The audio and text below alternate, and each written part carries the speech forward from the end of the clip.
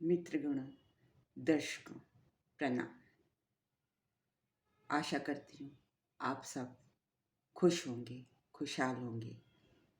रामनवमी की आप सबको बहुत बहुत शुभकामनाएं। दर्शकों, रामनवमी के इस शुभ अवसर पर आज एक बहुत ही प्यारा योग, गुरु चांडाल योग, जिसको लेकर बहुत से लोग भ्रमित हैं, तो आज मैं ये आपका भ्रम तोड़ना चाहती हूँ। लोग गुरु चांडाल योग मतलब बृहस्पति और राहु की युति अपनी कुंडली में देखकर घबरा जाते हैं। कहते हैं हमारा तो कोई काम ही नहीं बन रहा, ये तो गुरु चांडाल योग हो गया। अरे भाई, जो चीज गुरु से जुड़ी है वो चांडाल कैसे हो सकती है? सिर्फ नजरिया, आपकी आंखों का, आपके दिल का नजरिया, उस गुरु तक पहुंचने का नजरिया, आप कैसे पहुंचेंगे? देखिए, हमारे गुरु श्री के एन राव साहब, जिनसे मैंने शिक्षा प्राप्त की और आप में से बहुत से विद्यार्थियों ने उनसे शिक्षा ली होगी, जो कि एक वेल नोन इंटरनेशनल लेवल पर भारत के या भारत से बाहर कहीं की भी बात कर लीजिए, जुपिटर एंड राहु बाहर, ऐसा गुरु जो सर्वत्र है, सब जगह जुड़ा है, जीव कारक, ज्ञान का कारक, पूरे संसार में जिसकी ख्याति फैली हुई है, राव साहब। उनकी कुंडली में जुपिटर और राहु का योग है। जुपिटर 10वें घर में और छठे घर में राहु। देखिए, उन्होंने कितने बड़े इंस्टीट्यूट की स्थापना कर दी, भारतीय विद्या भवन। जी हाँ, जिससे मैं, आप, हम सब, पूरा संसार उसको जानता है, उससे परिचित है। तो कैसे हुआ ये? देखिए, हमें सिर्फ अपना रास्ता बदलना है।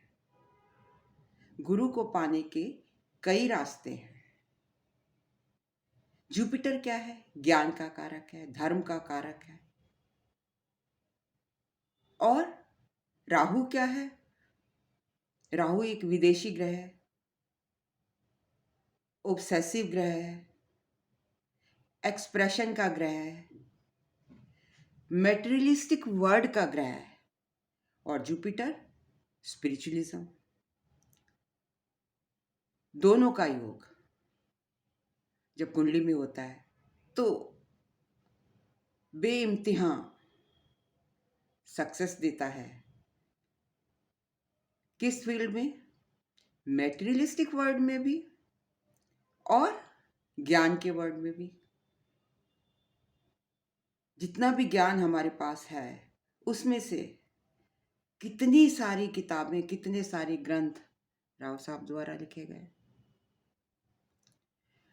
तो ये तो हम सब जानते हैं कि जुपिटर ज्ञान का कारक है और राहु एक फॉरेन ग्रह है। तो जिस ग्रह के साथ भी राहु बैठता है, उसकी क्वालिटीज ले लेता है। अब जब जुपिटर के साथ बैठा है तो जुपिटर की क्वालिटीज ले लेगा, और जुपिटर किसकी लेगा? राहु की। मतलब there is exchange of energies. जी हाँ। तो आपने क्या करना है इस केस में? आप अगर राहु को एक्टिवेट करेंगे, मतलब मेटीरियलिस्टिक वर्ड की ओर चलेंगे, तो गुरु की प्राप्ति आपको खुद ब खुद हो जाएगी, जैसे कि राव साहब ने किया। इतना बड़ा भवन, भारतीय विद्या भवन, ज्ञान का भंडार, जहाँ पर सभी तरह की नॉलेज दी जाती है, उनके सहयोग से दुनिया भर में फेमस है। दुनिया भर के लोग उनसे जुड़े हुए हैं। सैकड़ों ग्रंथ लिखे गए, सैकड़ों मैगजीन्स, सैकड़ों डिग्रियाज स्टूडेंट्स लेकर, मेरे जैसा स्टूडेंट भी जो उन पासंग भी नहीं है, उनके ज्ञान का 000 जिसकी कोई गणना नहीं है, कुछ शब्द बोलने के काबिल हो गया। तो देखिए काबिल लोग क्या करते होंगे। वो किस चीज़ का असर है? गुरु की ब्लेसिंग का है। और वो उसका रास्ता कौन सा है? राहु का। आपको ऑब्जर्वर बनना पड़ेगा। देखिए जब आप ऑब्जर्वर बन जाएंगे, आप किसी भी चीज़ को ऑब्जर्व करेंगे और फिर उसको एक्सप्रेस करेंगे, तो उस जैसे ही बन जाएंगे। आप अपने गुरु जैसा बनना चाहते हैं या आप किसी भी चीज़ को पाना चाहते हैं, तो उसको ऑब्जर्व कीजिए, राहु को इन्वॉल्व कीजिए, तो अचीवमेंट आपको खुद ही मिल जाएगी। आप राहु फॉरेन है, फॉरेन लैंड से जुड़ जाइए, वहाँ जाकर अपनी विद्या का, अपने ज्ञान का प्रचार कीजिए। आइडियलिस्टिक मत रहिए कि मुझे यहीं पर अपने ज्ञान का प्रचार करना है। बड़ा अपना जो विचारधारा है उसको बड़ी कर दीजिए। मतलब जुपिटर के साथ जब राहु होता है, ऐसा टीचर एक एक लाइन के ऊपर हजारों लाइन बोल सकता है। क्यों? क्योंकि राहु से उसकी विचारधारा जो है वो बड़ी हो जाती है। अपनी विचारधारा बड़ी रखिए। अगर आप अपनी विचारधारा को बड़ी रखेंगे तो बड़े बड़े काम होंगे, बड़ी बड़ी अचीवमेंट्स होंगी। और जब विचारधारा को बड़ा रखा राव साहब ने, तभी तो ऐसे ऐसे इंस्टीट्यूट की स्थापना हुई, ऐसे ज्ञान की स्थापना हुई। हजारों करोड़ों स्टूडेंट्स वहाँ पर पढ़ रहे हैं। तो इसी तरीके से जिस चीज़ को पाना है उसको ऑब्जर्व कीजिए, ऑब्जर्व करके एक्शन कीजिए, गोल सेट कीजिए। तब आपको मटेरियलिज्म की तरफ आप बढ़ रहे हैं। अगर अपने मटेरियलिज्म को सेट किया है तो उसके लिए एफर्ट्स कीजिए और उसके थ्रू आपको गुरु की प्राप्ति होगी। मतलब कुछ भी पाने के लिए आपने राहु को एक्टिवेट करना है, बिकॉज राहु बहुत बड़ा ऑब्जर्वर है। एक्सप्रेस कीजिए। अगर जुपिटर केतु होता है तो वो एक्सप्रेस नहीं कर पाता। वो क्या करता है, जैसे आपने देखा होगा विपासना सेंटर, वो अपने अंदर अंदर के ज्ञान को खोजता है, डीप इनसाइड चला जाता है। लेकिन जुपिटर और राहु वाला व्यक्ति एक्सप्रेस करेगा, अपने प्यार का इजहार करेगा। अगर वो किसी से प्यार भी कर रहा है तो लार्ज स्केल पे करेगा, झटपट जाकर कह देगा कि मुझे तुमसे प्यार है, मैं तुमसे प्रेम करता हूँ। लार्ज स्केल पे करेगा। लेकिन जो जुपिटर केतु वाला होगा वो सबमिसिव होता है, वो कह नहीं पाएगा, वो एक्सप्रेसिव नहीं है, सबमिसिव है। वो अपनी गट फीलिंग को फॉलो करता है और उसको गट फीलिंग हेल्प भी करती है। लेकिन राहु के केस में राहु कहता है मुझे गट फीलिंग से कुछ नहीं लेना देना, मुझे तो ऑब्जर्व करने से और एक्सप्रेशन से है। वो बड़ा सोचता है, बड़ा करता है और बड़ा पाता है। आपने देखा होगा कि जो राहु गाइडेड व्यक्ति हैं वो बड़े बड़े मॉल बनाएंगे, बड़ी बड़ी बिल्डिंग्स बनाएंगे। वो छोटा नहीं सोचेंगे क्योंकि वो जड़ों से जुड़े ही नहीं हैं। जड़ों से तो केतु जुड़ा होता है। जैसे कि एक्सप्रेसिव होते हैं, जैसे कि एस्कॉन टेम्पल में आपने देखा होगा, वो अपने प्यार को एक्सप्रेस करते हैं। ईश्वर के प्रति जो उनका प्यार है उसको they are able to express it, express करते हैं। फॉरेन जाते हैं, फॉरेन में भी इस्कॉन टेम्पल है, उनकी स्थापना उन्होंने की है।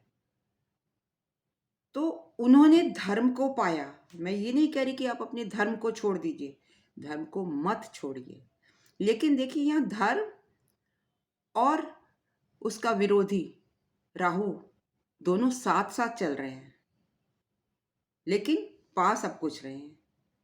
इसी तरीके से आपने किसी भी फील्ड में कुछ भी पाना है, उसको ऑब्जर्व करना शुरू कर दीजिए, एक्सप्रेस करना शुरू कर दीजिए, उसको मैग्नीफाई कीजिए। जो जुपिटर राहु गाइडेड पर्सन होगा, वो उस चीज़ को मैग्नीफाई करेगा, पढ़ाएगा। तो स्टूडेंट्स थक जाएंगे, लेकिन टीचर कभी नहीं थकेगा। सिर्फ दुनिया में जुपिटर राहु वाला ही एक ऐसा टीचर है, ऐसा व्यक्ति है जो अपने ज्ञान को एम्पलीफाई कर सकता है, क्योंकि राहु इज ए एम्पलीफायर, तो उसको एम्पलीफाई कर देगा। तो मेरा कहने का मतलब कि बड़ा सोचिए, बड़ा पाइए। जुपिटर राहु के केस में आपको पहले मेटेरियलिस्टिक होना पड़ेगा, और जब आप मेटेरियलिस्टिक होंगे तो धर्म आपको खुद ब खुद मिल जाएगा। अगर आपकी राहु और जुपिटर की दशा चल रही है तो हो सकता है कि आप राहु की दशा में ना जा पाए, फौरन जुपिटर की दशा में जाएं, क्योंकि एक्सचेंज है ना दोनों की एनर्जीज का। मे बी आप राहु की दशा में चले जाएं, मे बी आप जुपिटर की दशा में चले जाएं। It depends on the opportunity.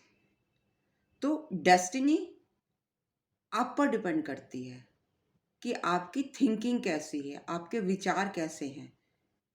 Jupiter Rahu के केस में आपको बड़े विचार रखने पड़ेंगे, बड़ी थिंकिंग रखनी पड़ेगी, ऑब्जर्वेशन रखना पड़ेगा। ऑब्जर्वेशन रखेंगे तो आपकी कॉन्सेंट्रेशन होगी। तो दोस्तों, आज के लिए इतना ही। घबराइए नहीं। धर्म को भी पाना है तो राहु को पहले एक्टिवेट करना पड़ेगा, ऑब्जर्व करके, कर्म करके। सिर्फ रास्ता रास्ता बदल गया, लेकिन मंजिल एक ही है। धर्म को पाने के लिए भी आपने राहु का कर्म किया। नमस्कार, hope you like my video. अगर आपको मेरा वीडियो पसंद आया हो तो please do like, comment, share and subscribe. And in case of any consultation you can always ask me on my email ID snehkapoor1812@gmail.com. Thank you very much for listening me so patiently and always encouraging me.